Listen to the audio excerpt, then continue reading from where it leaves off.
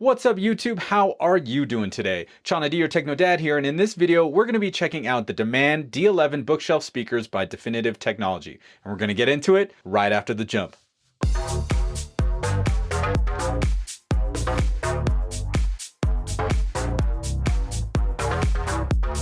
And I'm back. I want to give a big thank you to Definitive Technology for sending these over for me to review. The Demand D11s come in at about $1,000, and what I noticed first of all is that they are pretty small. First out of the box we have a literature packet, and then we have the speakers, which are wrapped up nicely as they have a black gloss finish on the sides and back and the bottom. The front has an aluminum finish with magnetic grills, which looks super classy. The Demand D11s have a two-way design which consists of a 1-inch aluminum dome tweeter with the 2020 wave alignment lens, a 6.5-inch mid-bass driver, and a 6-inch by 10-inch passive bass radiator built into the top of the speaker. You may notice the tweeters are offset, which means they are designated left and right, so make sure you set them up in your room properly. On the back we do get dual binding posts for those that want to buy amp or buy wire. The D11 is an 8-ohm speaker with a power handling of 200 watts RMS and a sensitivity rating of 90 decibels. With the frequency response of 48 Hz to 24,000, these should give a great sound no matter what kind of content you pass through these pint-sized speakers. Something that you will definitely take note of sits in the middle of the mid-bass driver. Definitive Technology calls this a linear response waveguide, which is supposed to give a natural tonality and precise imaging. I've been running these in a by-wire configuration, and power is coming from the Parasound A52 Plus, which in 2-channel mode at 8 ohms is pushing 225 watts RMS into these speakers. The Yamaha RX A2080 has been acting as a preamp, and I do have it set up with 2 speakers set to large, so it's sending a full range signal to the D11s. The speakers have been in place for about 3 weeks now, and we're using them for TV, movies, music, pretty much everything. As for music, I found that these speakers actually produced quite a bit of bass, and at first I was a little disappointed there was no port, but the bass radiators really did fill in the audio spectrum. Now I did test it to see if it actually went down to 48 Hz. I do not have any measuring material, but I do have a tone generator, and as you can see here, 48 Hz is pumping. Now when we get down to like 40 Hz, it really just kind of rolls off between that, 45, 48 area. Mids and highs were very crisp and clear. I didn't hear any over brightness. I played Drumming Song by Florence and the Machine, and that whole album is super bright. And I didn't notice as much brightness as I did with other speakers like Klipsch that have horns in them. And those were a little bit bright and I had to turn the treble down. Not so much with these D11s. The speakers seemed to be very neutral and laid back. I did not get any kind of fatigue, ear fatigue, listening fatigue after hours of operation, whether it's TV, movies, music, or a combination of all three. Sometimes my system is just on for about 7 or 8 hours every day. Bass and treble seem to be very balanced, and the soundstage is deep and wide and very accurate. I was able to pinpoint where the performers were on stage when listening back to the Hotel California Live from the Hell Freezes Over CD. Sound quality wise, the D11s are a very balanced speaker with a refined sound. That's the best way to explain it. Now I know you guys are gonna ask, how do these compare to the SVS Ultra bookshelves and the KEF R300, so I'm just gonna put it in the video. So comparing the 3 speakers, I did call the D11s pint-sized earlier in the video, and that's because they are smaller than both the KEF R300s and the SVS Ultra bookshelves.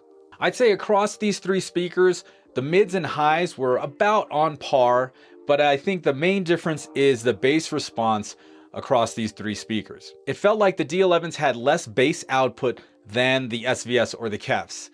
That's not to say they didn't have bass, it just seemed a little bit on the light side, but it was ample and everything I threw at it sounded great. I played a lot of tracks from the Weekend Starboy album, and they had a lot of bass.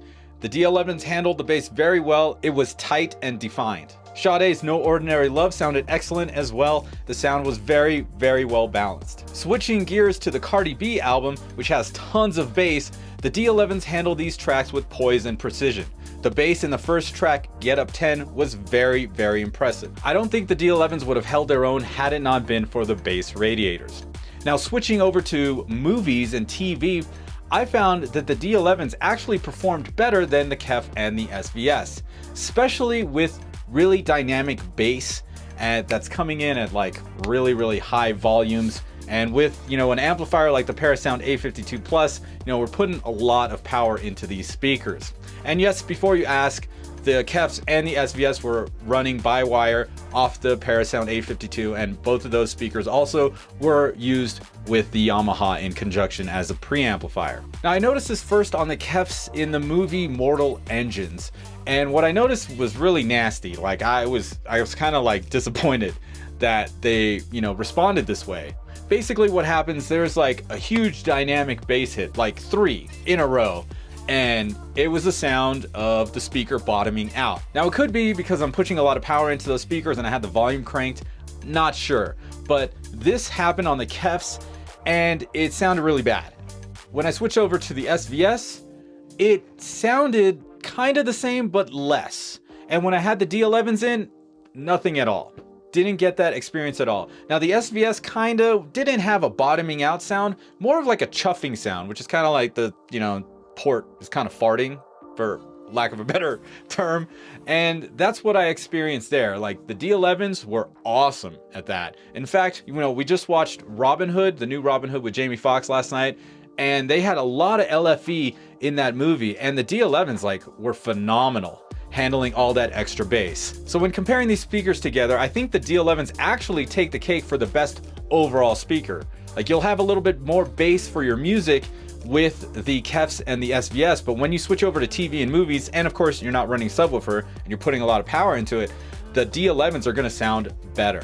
Now let's get into what I didn't like. Basically, there's one thing which I think is just a me situation, and that's the gloss black. Granted, we don't have to see it on the front of the speaker, but you know, trying to touch it and move it, you know, I'm always like afraid that I'm gonna get fingerprints on it. It's not really easy to clean. That's just my gripe with glossy speakers. You know, it's really up to you how you want to have them in your house, but if they go along with the rest of your decor, hey, cool. Overall, I was pretty surprised about these speakers. Due to their small stature, I didn't think I'd be getting the same kind of sound that was actually coming out of the speakers. You know, they performed better than the SVS or the KEFs with movies when you're not running a subwoofer, so that's really cool if you just want to stick to a 2-channel system. Like, who is this for?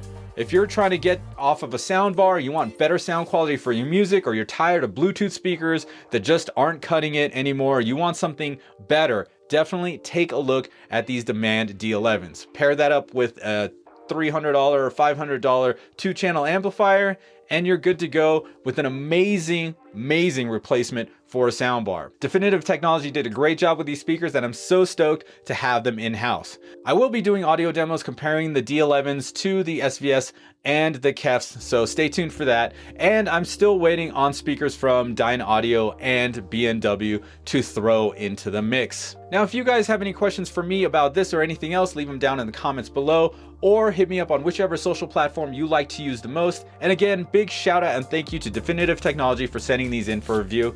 Thank you so much, guys. If you like this video, go ahead, smash that like button, and don't forget to subscribe to my channel using the button in the middle of your screen. Once again, my name is Chana D. I am your Techno Dad. I'll see you next time.